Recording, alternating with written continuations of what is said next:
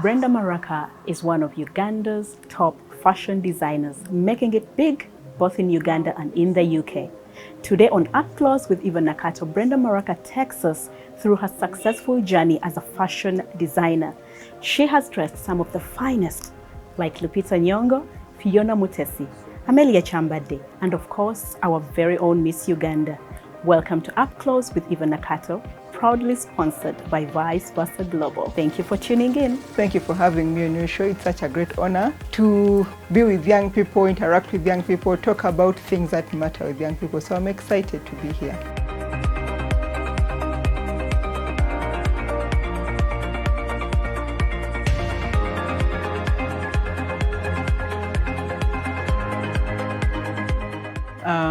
I'm a fashion designer, fashion and a textile designer. And yeah, that is pretty much. All my life, I really wanted to be a fashion designer. I grew up in Soroti. People used to sew a lot on the streets. I found like people in Soroti were a bit trendy. They loved like fashion. It was basic, but it always amazed me. And my mom also made clothes. She made me clothes as a child. So I felt it was something I really wanted to do. And then as I grew up in the 90s, TV came and we used to watch CNN. There was Style with Elsa Clench. I saw, you could actually have a real career in fashion. So I decided, to really get into fashion design, learn and become professional. So I actually went to a fashion school and studied fashion design. When I finished studying, of course, I always knew I wanted to work with different people but have my own brand. So it was in 2006.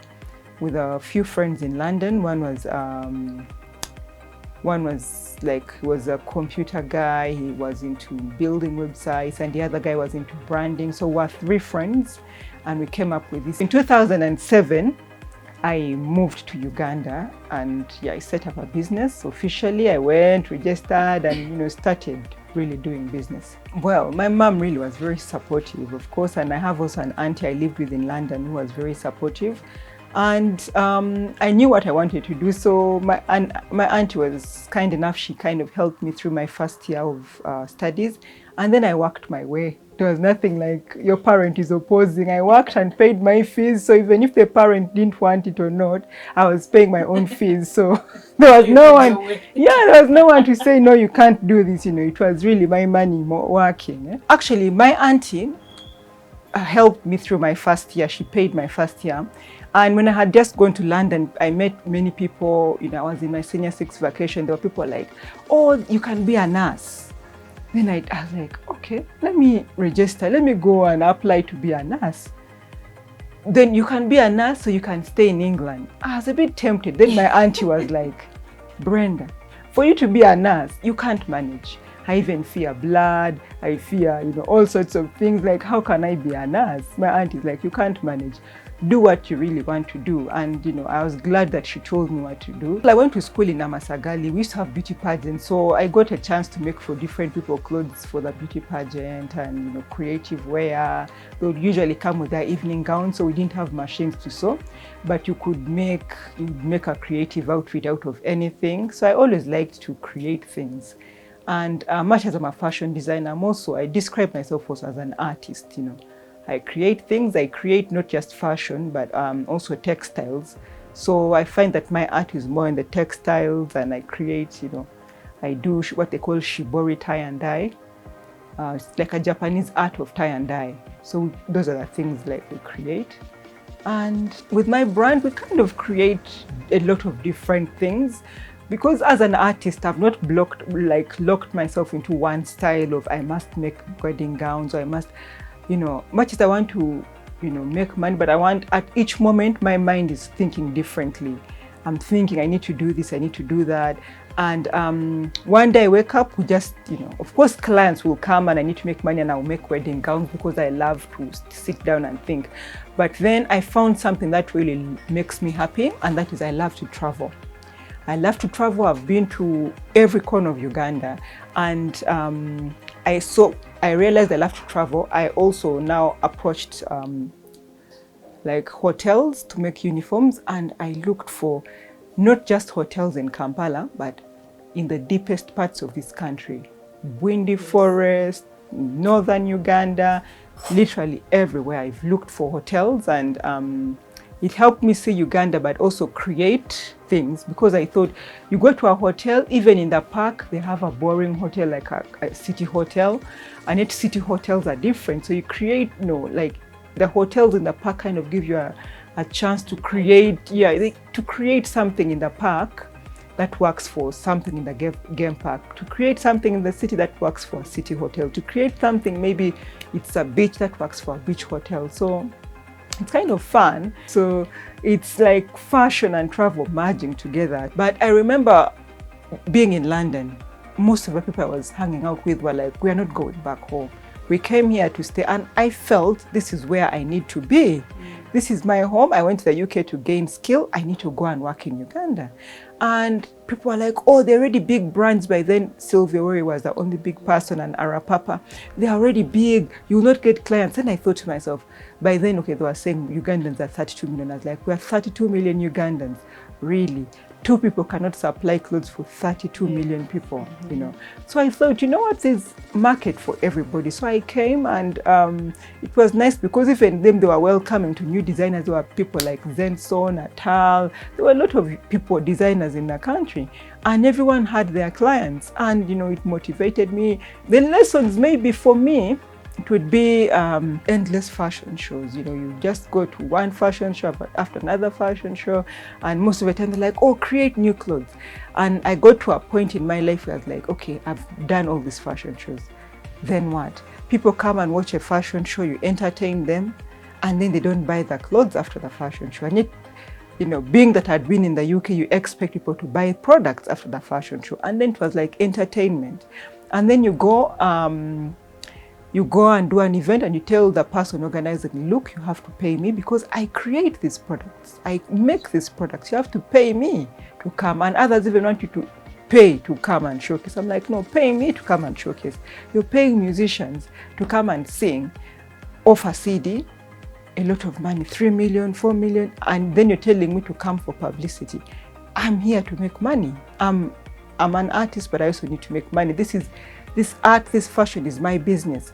And so, there had to be that line, Maybe I wouldn't really count it as, I don't regret it. It was fun, but then, it's like, up to when do you keep doing it? Oh, the industry has grown. For me, I'm so happy. There are a lot of young people. Now, by the time we were starting, it was hard. I remember I made friends with Ketura, rest in peace, Ketura. She was such a great mentor for me to understand the industry in Uganda, because even before I left for the UK, I hadn't really lived in Kampala so much to understand Kampala. I found things were a bit slow, but she kind of like mentored me very well to understand the city. But now, young people come up, you want to be a fashion designer, open a Facebook page, open your Instagram, TikTok, you're done. It's very easy to come on board and just be successful. Even a lot of people are now buying clothes locally. People now I want my African print. Yeah, people are embracing the fashion, mostly because training is getting better. People are able to actually, you tell them, I want to look like this, they'll actually deliver what you expect from them. So there are a lot of young people in the industry, and for me it fills my heart with joy, because it shows that there is growth, even not just the designers. Even downtown, when you go down to Ham Tower, I don't know, it's Block S or Block something, there are a lot of people now making clothes. It's fast fashion, but they make clothes. The only sad bit about it is they are not yet proud enough to put made in Uganda on the clothes. But 90% of our clothes now sold in Chikubu are made in Uganda. You go to Ham Tower, they are making clothes. They are making clothes, sportswear, jackets, everything is all being made there. And for me, it's good because people have employment, young people are leaving school. Those who can't find, of course, they struggle, but at least in the creative industry, in the fashion industry, at least I'm seeing there's that, there's that growth, yeah. I observed that you've worked on some of the most amazing, personalities, like Lupita Nyongo, Phiona Mutesi. How was that experience? I've worked on so many people. We've done beauty pageants, we've done films, we've done, but for me, the people I've enjoyed working with, I remember Amelia Chambade. She's She was a minister by then, but she was the most down-to-earth person I have ever, made a dress for. Very lively and, easygoing. I remember also there was another, she was the Irish ambassador. I remember she was also like a free spirit, easy to work with. Of course, for me, the people that give me the most joy are my brides. They come and, you sit with them and you create a look from scratch to finish, and, they are happy. For me, it fills my heart with joy. Yeah, I've worked with Lupita Nyongo, I've worked with Mira Naya, I've worked on the set for Major Lazer, Diplo. I didn't know who they were, but I worked with them and got to know who they were, and many people. Yeah, so you have taken us through the journey, since you started the Brenda Maraka. What have you achieved in this whole entire journey? I see a lot of nice stuff here. So can you briefly tell us about this? Some of the rewards of being a fashion designer is winning awards. This was nice because I got it in the presence of President Museveni and President Kagame. Two presidents were present, and it also came with money, so it's such a cool award. Young Achievers Awards. I think I always call myself the grandmother of this award because I was like the first person to get this award in that way back in 2011. And then I've also got different awards that one was for a best bridal wear designer, and most of these I think are for bridal wear design. This one was for best designer, but most of them are for bridal wear designers. This was another award I got from HIT. It's a honorary award in 2016 for really my role in the fashion industry, just being a mentor and supporting the industry. Yeah. So this is my other passion. Away from golf, I love sports. I've done all sorts of sports until I found one that I really love, that one that is just natural to me, and that is golf.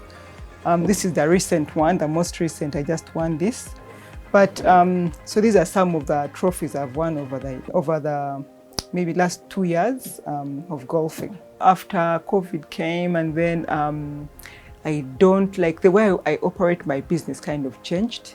I don't employ a lot of permanent staff, so it's like I work with people who just come and work per piece. They work and go. They're like target work. I make my money, I go. So I don't have that much free time like before to just concentrate on people. I feel like I personally don't want to mass train people. I like to really mentor someone and really impart a skill in them. So I kind of put it on hold. But then the plan is to revive the training because I have a lot of people I've trained with, and we'll sit down with them and work out everyone's schedule and see, can we do this together?